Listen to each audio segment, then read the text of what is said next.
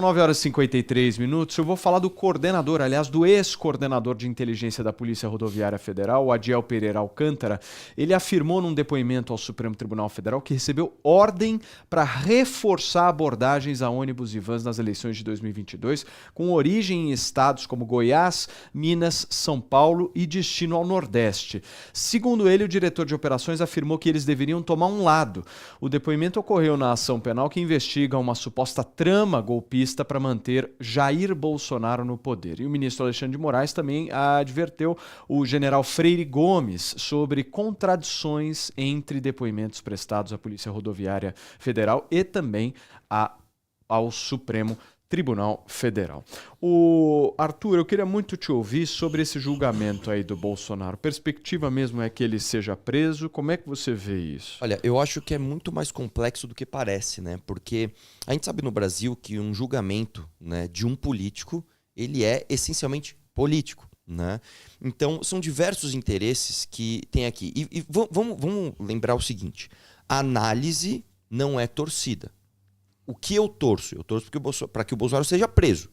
Agora, a minha análise ela não pode ser contaminada pelo meu desejo. Então, vamos analisar... O Reis brilhou o olho agora. Hã? O Reis brilhou o olho agora. Assim, não, eu quero que ele seja preso. Eu vi uma mãozinha passando ali agora. I believe I can fly. Mas o lance é o seguinte, a gente tem que analisar friamente. Quais são os interesses, né, em volta da prisão do Bolsonaro? Em primeiro lugar, é interessante para quem? É interessante para o STF, é interessante para o Alexandre de Moraes que o Bolsonaro seja preso por questões de manutenção do que se chama de democracia, fortalecimento das instituições e também por uma conta de um orgulho pessoal e uma disputa pessoal que nós temos entre o Alexandre de Moraes e o Bolsonaro. Agora, e aí as questões do jogo são muito mais complexas do que a gente imagina.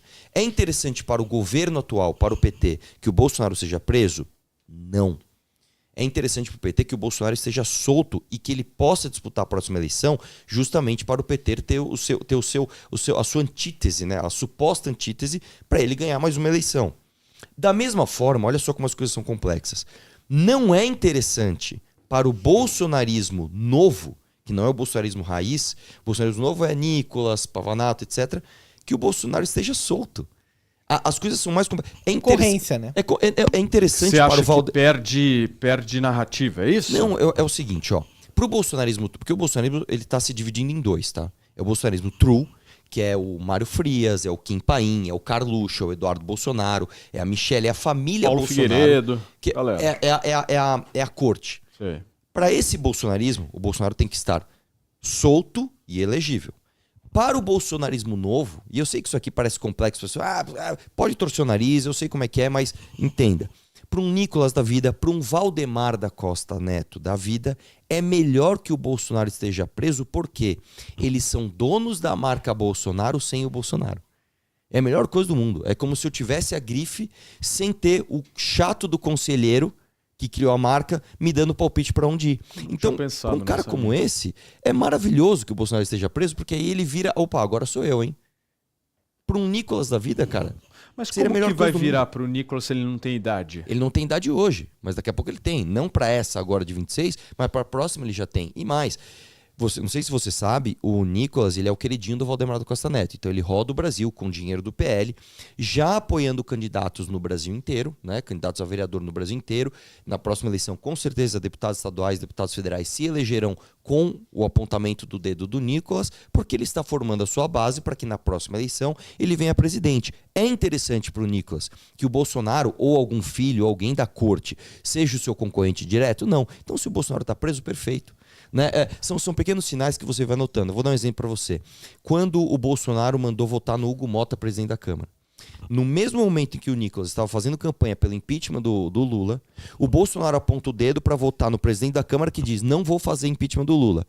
É o cenário perfeito pro Nicolas. Estou votando em quem o Bolsonaro está mandando, porque eu confio nele, mas se ele errar também não é culpa minha. Pô, perfeito. Por quê? Porque quando as pessoas perceberem que o Hugo Mota, né, ele é lulista, ele é um governista, né? Eu votei no capitão. O capitão decepcionou a gente, né, pessoal? Mas agora sou eu. Então, assim, eu sei que essa análise machuca o coraçãozinho de quem tá apaixonado pelo Bolsonaro. Ai, Mito, eu te amo. Mas é a verdade.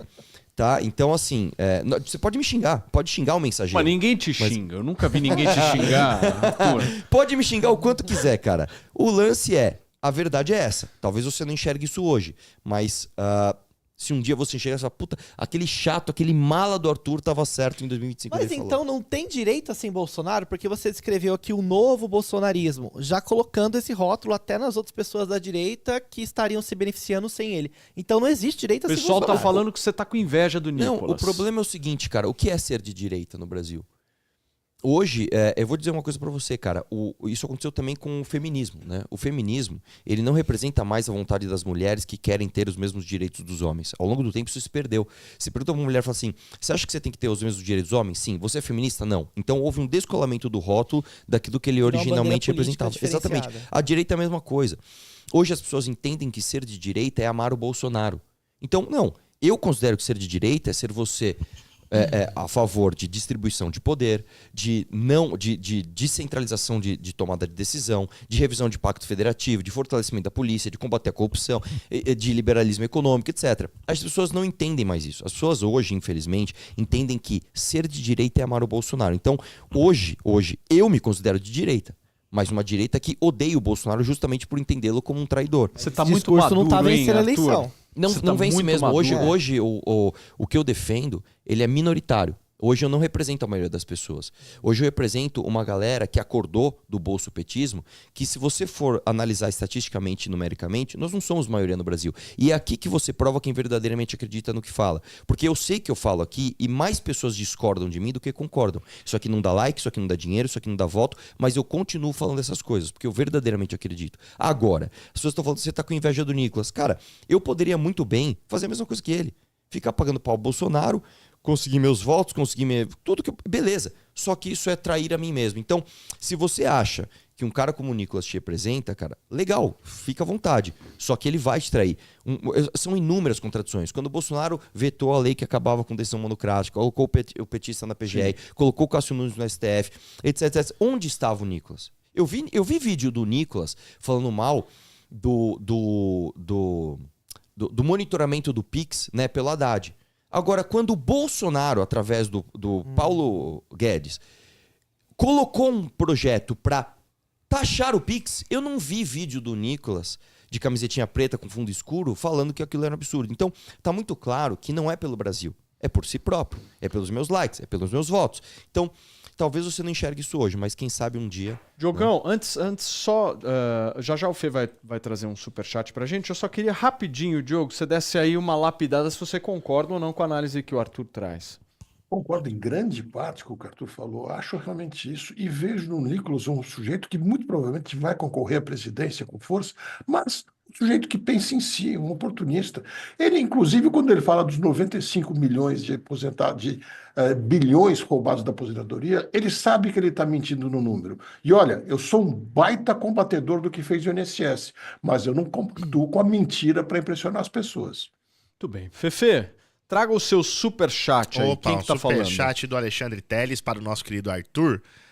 Sai um pouco da esfera do Bolsonaro, mas ainda fica dentro da esfera política. O Alexandre pergunta se você é a favor do fundo eleitoral. Eleitoral e sim, a gente vai utilizar o fundo eleitoral porque do jeito que o Bolsonaro aumentou, é importante lembrar, o fundo era de 1,1 bi, 1,2 bi, né, em 2018, quando o Bolsonaro disputou. Ele aumentou a primeira vez, né, para 1,9, se não me engano. O Flávio Bolsonaro votou a favor, disse que apertou o botão errado, teve o segundo turno da votação, ele disse que votou errado de novo. Só que aí piora a história. O Bolsonaro mandou mais uma vez o aumento do fundo para mais de 5 bilhões de reais. O Flávio Bolsonaro foi lá e votou errado 2 vezes de novo. Tá? Então hoje, só para você ter uma ideia, 1,1 bi é só o tamanho do fundo do PT. E aí É grana, hein? É muita grana. Nossa. Eu devolvo a pergunta para qualquer pessoa que venha me questionar com razão do uso do fundo. Eu quero fazer como o Milei fez. Eu quero fazer como o Bukele em El Salvador fez. Usar o fundo para chegar lá e acabar com ele.